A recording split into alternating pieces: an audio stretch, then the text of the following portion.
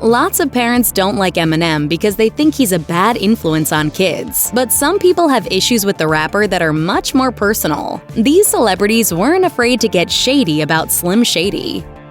Machine Gun Kelly's entire career probably wouldn't exist if it wasn't for his feud with Eminem. It all kicked off in 2012 when MGK posted a now-deleted message on the website then known as Twitter about how attractive he found M's daughter Haley. He added that he respected Eminem, but Haley was only 16 at the time. In a 2015 interview with Hot 97, Kelly alleged that many people in the industry essentially shadow banned him after that social media post, but he still didn't understand what was so wrong with what he said to begin with. In 2018, though, Kelly fanned the flames by throwing a subtle shot at M during his feature on the Tech 9 track No Reason. This song finally caught Slim Shady's attention, so he responded through the song Not Alike, challenging MGK to come at him directly and not through passive-aggressive digs. Kelly obliged, firing back with Rap Devil, an obvious play on Rap God. With the gauntlet thrown, Eminem went scorched earth with Kill Shot, calling MGK a stan, insulting his man bun, and telling him to keep Haley's name out of his mouth. Appearing on The Breakfast Club the month of Kill Shot's release, Kelly bemoaned the fact that Eminem doesn't want to speak to him to hear his side of the story. I'm talking about facts, you're talking about man buns, let's talk about it.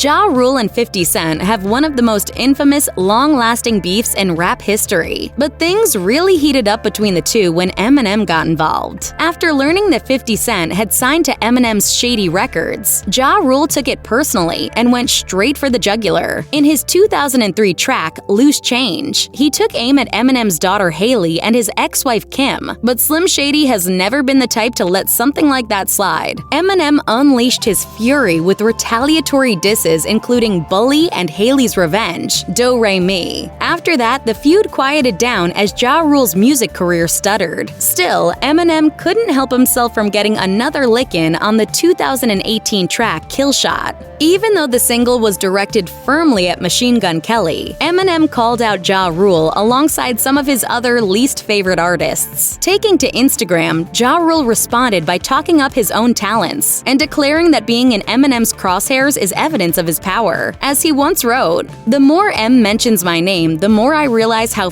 legendary I am. I was killing the game so hard that all the biggest rappers in the industry at the time joined forces to dethrone the god." In more recent years, Ja Rule's involvement with the disastrous Fyre Festival has been far more newsworthy than his rap career. Lots of entertainers were vocal about their anger after Donald Trump was elected president in 2016, and Eminem was one of the loudest. The rapper let loose on Trump in The Storm, a freestyle that was aired at the BET Hiphop Awards in 2017. In an interview with Vulture a month later, Eminem said he had also pre-written a few words about Trump in case the 45th president had anything to say about the real Slim Shady. Donald Trump did indeed respond to the diss, but it wasn't the Donald Trump that Eminem expected to hear from. The president's son, Donald Trump Jr., wrote on social media, "It's a bit odd that he's admitting to having prepared heavily to take on a 70-year-old politician. Probably not the best look, so much for freestyle." Jr. and his family weren't pleased by Eminem's actions during the 2020 U.S. election season either, as the rapper allowed Joe Biden to use the track Lose Yourself in a campaign ad. In June 2024, Trump Jr. reignited the feud by taking to X to poke fun at Eminem, quoting a post that featured a photo of the rapper with a fake quote saying that he would leave the country if Trump were to be re-elected. Jr. wrote, "Are you really telling me that's not Ellen DeGeneres?"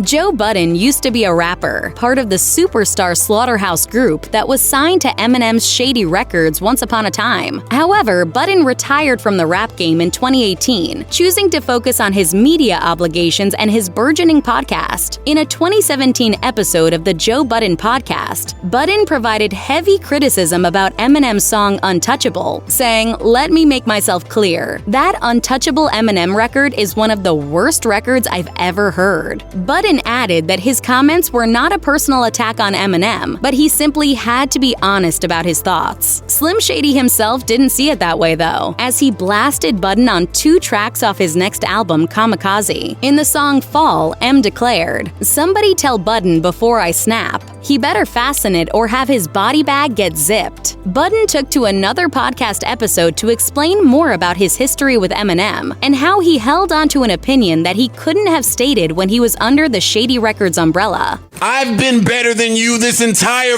decade. Eminem doesn't shy away from parodying or outright mocking other celebrities. On his 2004 single, Just Lose It, he took aim at a number of public figures through the lyrics and music video, including Pee Wee Herman, MC Hammer, and even Michael Jackson. Jackson didn't see the funny side of it. Because Eminem chose to focus on the child abuse allegations that the singer was dealing with at the time, Jackson responded, "I am very angry at Eminem's depiction of me in his video. I feel that it is outrageous and disrespectful. It is one thing to spoof, but it is another to be demeaning and insensitive." The singer's spokesperson added that he was exploring legal options to take against Eminem. In 2007, there were rumors that Jackson bought Eminem's catalog as a form of payback for the Just Lose It music video, but Snopes revealed the story to only be half true. Jackson held a 50% stake in a company that acquired Eminem's discography, but there's no conclusive proof this was done out of retaliation.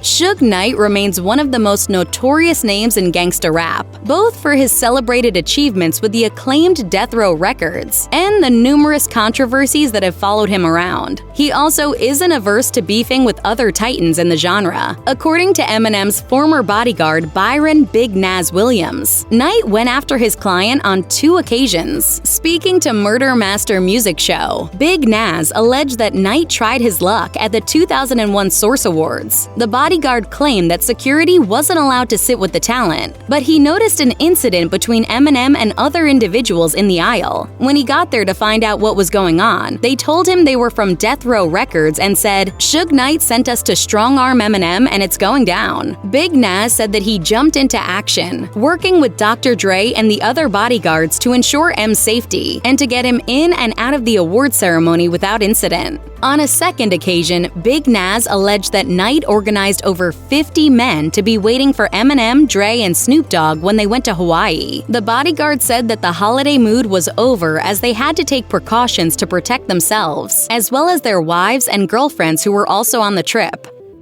In 2010, South African rap outfit Antwoord exploded in popularity around the world. Everyone wanted a piece of the unusual group and their novel sound, except for Eminem presumably. On the track Untouchable from his 2017 album Revival, M rapped, "I'd rather hear him say die N-word than die Antwoord." Of course, this attracted the band's attention. In a now-deleted video posted on social media, Antwoord's Jolandi Visser made fun of Eminem for mispronouncing the band's name to fit his bar. Vocalist Ninja also chimed in by making a derogatory comment about how they could do the same. Eminem fired back at the pair in the song Greatest, admitting that he couldn't pronounce the band's name, throwing further shade at the band, and mocking Visser's relationship with Cypress Hill's DJ Muggs. Not too long afterward, Antwoord responded with their own diss track on YouTube, wherein Ninja told the rapper, "M, you slippin', you used to rap better on drugs."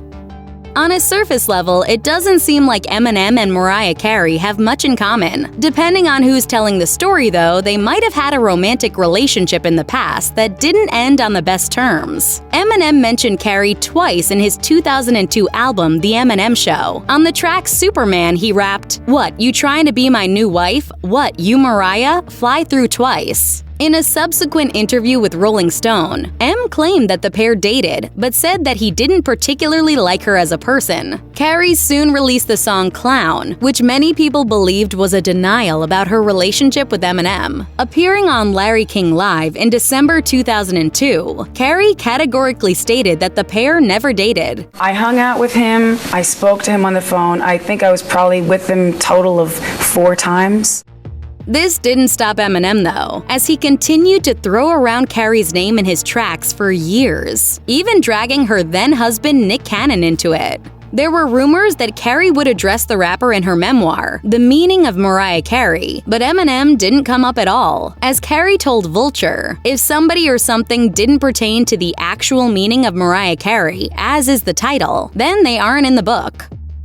Nick Cannon was dropped deep into Mariah Carey's feud with Eminem simply by being her husband at the time. M brought him into the mix by dropping the track Bagpipes from Baghdad and proceeding to disparage both Cannon and Carey. In a now-deleted blog post, Cannon addressed Eminem and threatened him by saying, "So, Miss Marshall, I'm going to make you wish you never spoke my name and regret the ungodly things you said about my wife." After Cannon and Carey divorced, Cannon attempted to squash the beef with Eminem. He explained how he always saw him as one of the best of all time, but he had to stand up for his then-wife and fight back. Later, Cannon claimed that Eminem apologized to him in private. That wasn't the end of it, though, as Eminem appeared on the Fat Joe and Dr. Dre track Lord Above to direct more jabs in Cannon's direction. Cannon responded with his own diss track called The Invitation, then tried to get the rapper canceled by uncovering a previously recorded song that featured controversial lyrics. In 2020, Cannon told Billboard that he respects Eminem as a performer, but he will always stand up for himself against him. He elaborated, "I think he knows better now. If he keeps talking about me, I'm gonna keep talking back." You gonna put my name in a song, you gonna talk about me in interviews, but we can't chop it up like grown-ass men? The 2014 compilation album Shady 15 featured a number of Shady Records artists. Bad Meets Evil, the project consisting of Eminem and Royce da 5'9", provided the track Vegas, which attracted a lot of attention due to its controversial and violent lyrics. In one section, Eminem raps, "Put that shit away, Iggy, you gonna blow that rape whistle on me?" The Iggy in question here is Australian rapper Iggy Azalea. In a series of now-deleted posts on social media, Azalea addressed the comments and the general harassment that women have to contend with in the music industry compared to men. In relation to Eminem, she added, "It's especially awkward because my 14-year-old brother is the biggest Eminem fan, and now the artist he admired says he wants to rape me." Nice. That wouldn't be the only time Eminem would take shots at her, though, as her name was also dropped in Kill Shot in 2018. In a further set of now-deleted posts, Azalea accused him of using well-known names as a crutch and questioned if he had lost a step or two as a creative lyricist.